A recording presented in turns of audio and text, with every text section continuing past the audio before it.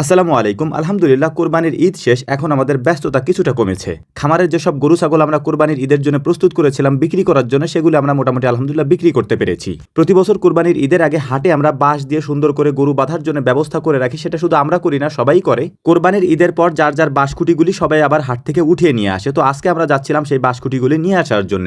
এই কাজগুলি করার জন্য হাটে যাওয়ার সময় একজন আমাদেরকে আগে থেকে ফোন করে বলেছিলেন কিছু ডিমের তার দরকার, হাঁসের ডিমের। তো তার জন্য সেই ডিমগুলি আমরা নিয়ে যাচ্ছিলাম। হাটের মধ্যে যেখানে আমরা গরু বেঁধেছিলাম, এখানে আসার পর একটা জিনিস দেখে খুবই অবাক হলাম, আর সেটা হচ্ছে আমাদের এখানে যে বালুর বস্তাগুলি দেওয়া ছিল, অর্থাৎ গরুর সামনের দুই পায়ের নিচে আমরা বালুর বস্তাগুলি দিয়ে রেখেছিলাম। এমনটা আপনারা দেখতে পাচ্ছেন যে পুরো মাঠের মধ্যেই দেওয়া আছে, অর্থাৎ যেখানে যেখানে গরু বাঁধা ছিল সেখানে সব জায়গাতেই এটা দেওয়া আছে। কিন্তু আমাদের এখানেও যেহেতু দেওয়া ছিল, সেটাই আমরা খুঁজতেছিলাম যে আমাদের বালুর বস্তাগুলি গেল কই। পরে ভাবলাম হয়তো কেউ নিজের মনে করে নিয়ে চলে গিয়েছে। তো আমরা বাঁশগুলি উঠিয়ে সুন্দর করে বেঁধে তারপর এগুলি ভ্যানে তুলে নিয়ে যাবো আমাদের খামারের দিকে। সজীব মামা এত সুন্দর করে বালুর বস্তাগুলি এখানে সাজিয়ে দিয়েছিলেন। তো সজীব মামাকে বললাম যে এত সুন্দর করে দেওয়ার কারণে যে কারো নজর পড়েছে সে নিয়ে চলে গিয়েছে। প্রচন্ড গরমের মধ্যে এই কাজগুলি আমাদেরকে করতে হচ্ছে, কারণ ঈদের পরে, বিশেষ করে কোরবানির ঈদের পরে এখনো পর্যন্ত বৃষ্টি তেমন একটা নামেনি। প্রচন্ড গরম পড়তেছে। এই গরমের মধ্যে কাজ করতে এমনিতেই প্রবলেম হচ্ছে। এবং এখানে হাটের দিন যেহেতু বৃষ্টি নেমেছিল, দেখতেই পাচ্ছেন যে হাটের ভিতরে অবস্থা, কাদাগুলি এখনো শুকায়নি ভালোভাবে। কারণ এখানে হাজার হাজার মানুষ এসেছিল গরু কেনার জন্য এবং হাজার হাজার গরু ছাগল এখানে উঠেছে এবং সেগুলি এখানে বেচা কেনা হয়েছে। তাই হাটের অবস্থা একেবারেই নাজেহাল।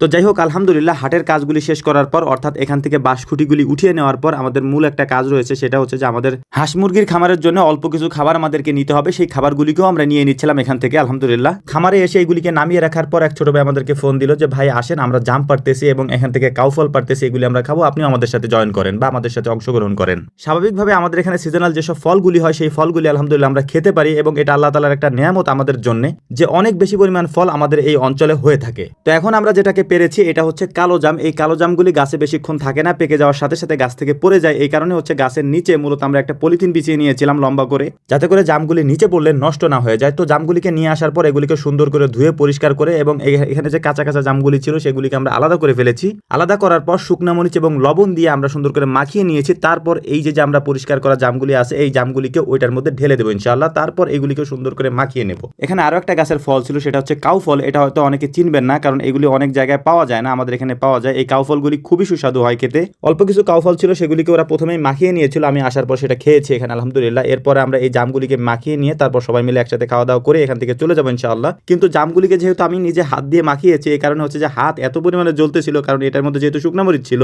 জামগুলি মাখানোর সময় তেমন একটা বুঝিনি, জামগুলি খাওয়ার সময় বুঝিনি, কিন্তু খাওয়া দাওয়া করে এখান থেকে যখন চলে গিয়েছি বাড়িতে যাওয়ার পর দেখি যে আস্তে আস্তে হাত জ্বলা শুরু করেছে এবং একটা সময় এত বেশি পরিমাণে জ্বলতেছে যেটা সহ্য করা যাচ্ছিল না। যে কারণে হচ্ছে যে একটা বলের মধ্যে সুন্দর করে পানি নিয়ে তারপর হচ্ছে যে এটার মধ্যে আমি বরফ দিয়ে হাত দিয়ে রাখতেছিলাম যে এটার জ্বালা পোড়াটা একটু কমে কিনা। তো বেশ কিছুক্ষণ রাখার পর একটু কমেছিল আলহামদুলিল্লাহ।